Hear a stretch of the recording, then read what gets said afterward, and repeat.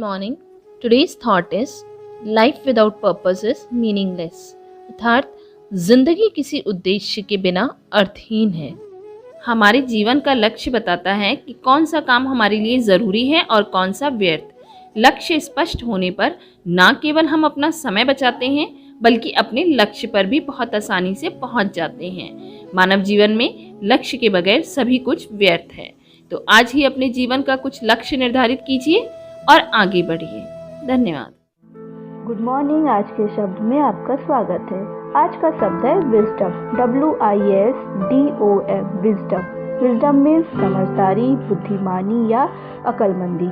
इसे एक वाक्य से देखते हैं। Experience is the mother of wisdom, अर्थात अनुभव अकलमंदी की माँ है।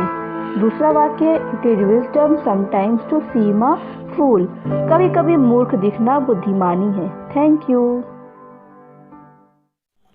नमस्कार बच्चों, आज मैं फिर से उपस्थित हो गई हूँ लेकर आज की पहेली है वह कौन सा कार्य है जो हम भारत में 2 बार नहीं कर सकते हैं।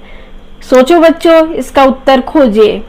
इसका उत्तर है आधार कार्ड बनवाना। हम भारत में 2 बार आधार कार्ड नहीं बनवा सकते हैं। धन्यवाद।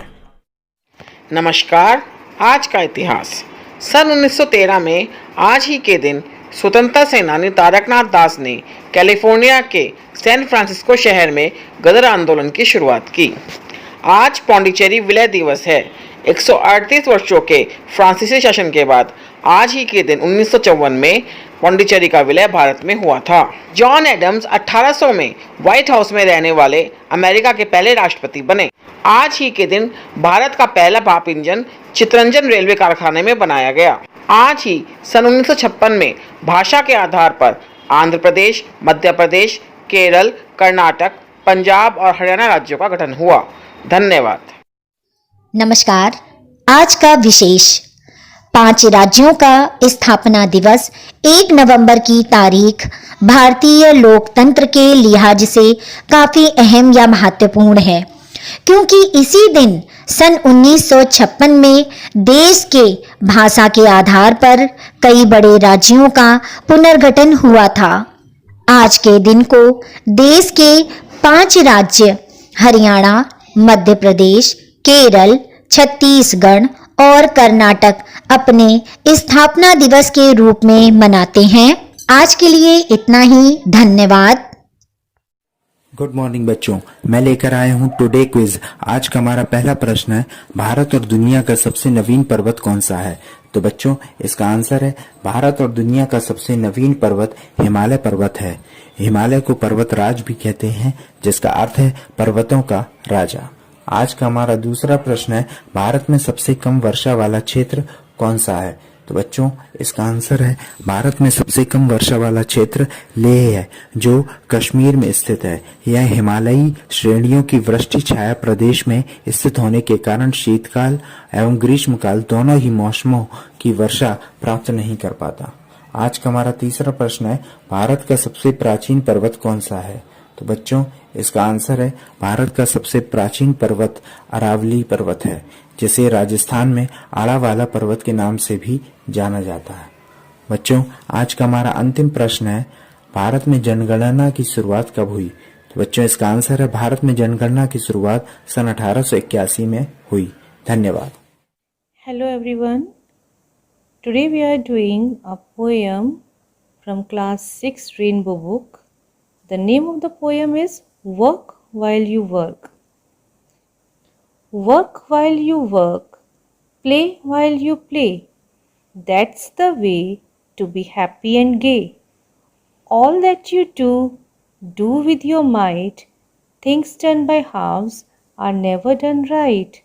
One thing at a time and done well is a golden rule, as many can tell. Moments are useless, trifled away. So work while you work and play while you play. Thank you. Good morning बच्चों। शुरू करते हैं आज की कहानी। आज की हमारी कहानी का शीर्षक है बुरी आदत। एक आदमी अपने बेटे की बुरी आदत से बहुत परेशान था।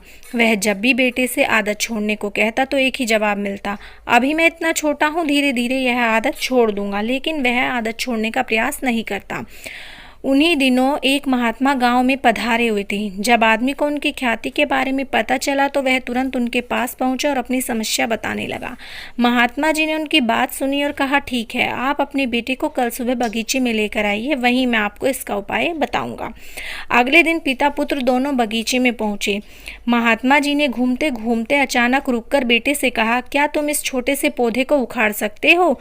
जी हाँ, इसमें कौन सी बड़ी बात है। और ऐसा कहते हुए बेटे ने आसानी से पौधे को उखाड़ दिया। फिर वे आगे बढ़ गए और थोड़ी देर बाद महात्मा जी ने थोड़े बड़े पौधे की तरफ इशारा करते हुए कहा, क्या तुम इस पौधे को भी उखाड़ सकते हो? इस बार उसे थोड़ी मेहनत लगी और काफ़ी प्रयत्न के बाद उसने उसे भी उखाड़ दिया। कुछ देर बाद पुनः महात्मा जी ने एक पेड़ की तरफ इशारा करते हुए बेटे से इसे उखाड़ने के लिए कहा। बेटे ने पेड़ का तना पकड़ा और जोर से खींचने लगा। जब बहुत प्रयास के बाद भी पेड़ टस से मस नहीं हुआ तो बेटा बोला, अरे ये बहुत मजबूत है, उसे उखाड़ना असंभव है। महात्मा जी ने उसे प्यार से समझाते हुए कहा, बेटा ठीक ऐसा ही बुरी आदतों के साथ होता है। जब वे नई होती हैं तो उन्हें छोड़ना आसान होता है, पर वे जैसे जैसे पुरानी होती जाती हैं इन्हें छोड़ना मुश्किल होता जाता है। बेटा उनकी बात समझ गया और अपने मन ही मन आज से ही आदत छोड़ने का निश्चय किया। धन्यवाद। नमस्कार। तो बच्चों, आज हम जल हमारे मानव शरीर के लिए कितना महत्वपूर्ण है इस पर बात करेंगे। तो पहले मैं आपको बता दूं कि मानव शरीर में लगभग 60% मात्रा जल की होती है तथा हमें दिन भर में लगभग 2 लीटर पानी पीना चाहिए। हमेशा हमें स्वच्छ एवं शुद्ध जल ही पीना चाहिए, क्योंकि जल हमारे शरीर से कई बीमारियों को दूर करता है तथा जल हमारे वजन को भी संतुलित रखने में हमारी सहायता करता है। पानी कभी भी खड़े होकर नहीं पीना चाहिए। जितनी कोशिश हो सके पानी बैठकर ही पीना चाहिए। हमारे भोजन पाचन में भी जल बहुत महत्वपूर्ण होता है, परंतु खाना खाने के तुरंत बाद पानी नहीं पीना चाहिए। खाना खाने के लगभग 1 घंटे बाद पानी पीना चाहिए और हमेशा अपनी उपयोगिता के अनुसार ही पानी खर्च करना चाहिए। धन्यवाद। आप सभी को संजीव शर्मा का नमस्कार। आप देख रहे हैं प्रेरणा सूची में दर्शाए गए लर्निंग आउटकम के आधार पर कक्षा शिक्षण में की जाने वाली गतिविधियों से संबंधित कार्यक्रम, जिसमें हम बात करते हैं प्रत्येक लर्निंग आउटकम को हम कक्षा शिक्षण में कैसे प्राप्त कर सकते हैं।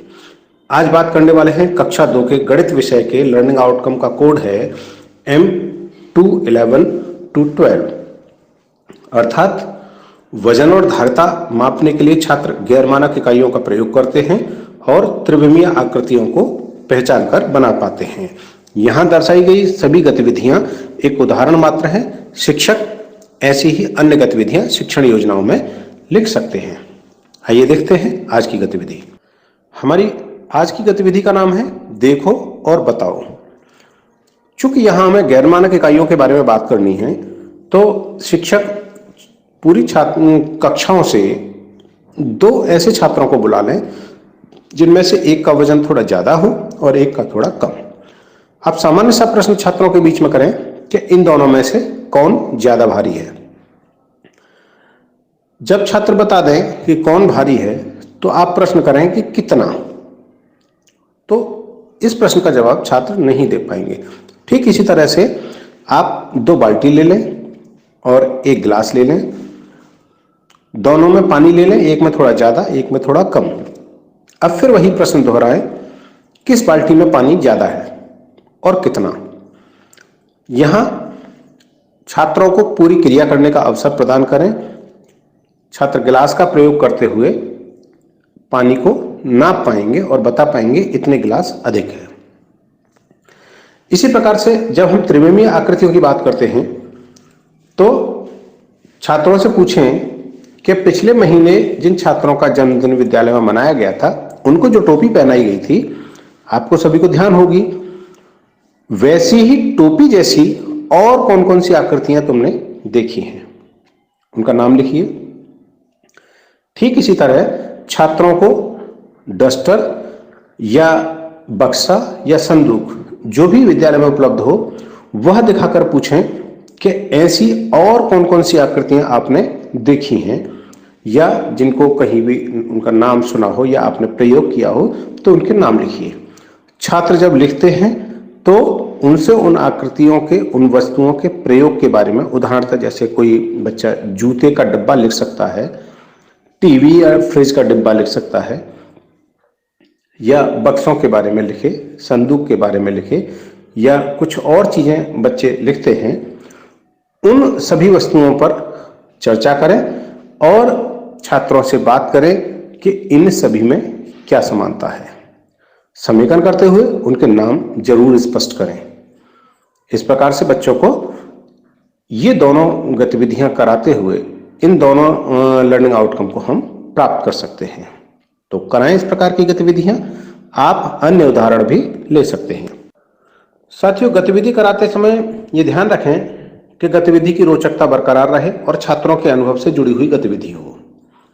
छात्रों के हाव भाव पहचानते हुए उनकी पूरी मदद करें और उनको ये लगना चाहिए कि आप उनको पूरी गंभीरता के साथ सुन रहे हैं। गतिविधि को रोचक बनाने के लिए आपकी सक्रिय भागीदारी बहुत ज्यादा जरूरी है, यद्यपि छात्र आपसे अधिक सक्रिय रहने चाहिए। तो कराते रहें गतिविधि और हासिल करें प्रेरणा लक्ष्यों को। हम बनाएंगे प्रेरक प्रदेश उत्तर प्रदेश। बहुत बहुत धन्यवाद। जय हिंद, जय